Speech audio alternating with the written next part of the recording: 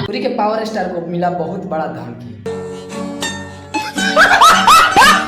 और धमकी क्या है सब कुछ बताऊंगा, वीडियो को शुरू से अंत तक वॉच। अबे जल्दी बोल, कल सुबह पनवेल निकलना दीजिएगा। अगर आप हमारे चैनल पर नए आए होंगे तो वीडियो को लाइक और चैनल को सब्सक्राइब जरूर कर दीजिएगा।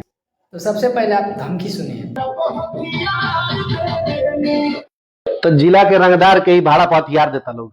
इस वीडियो से साफ साफ जाहिर होता है कि ये जो धमकी देने वाले हैं पुलिस वाले, पता नहीं पुलिस वाले हैं भी या नहीं, मगर अगर होंगे भी तो सॉरी।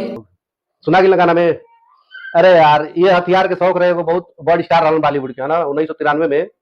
तो हथियार आपके लिए हम वीडियो नहीं बना रहे हैं, लेकिन एक बात हम आपको जरूर बता दें कि जितने भी भोजपुरी में गाने बनते हैं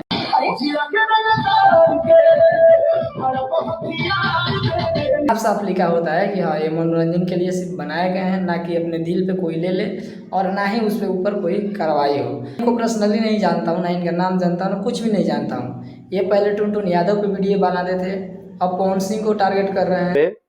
तो हथियार एक ही दूगो मिलल रहे उनके घर से, टाडा लगल, सजा भी भइल उनकरा के, जेल भी कटलन।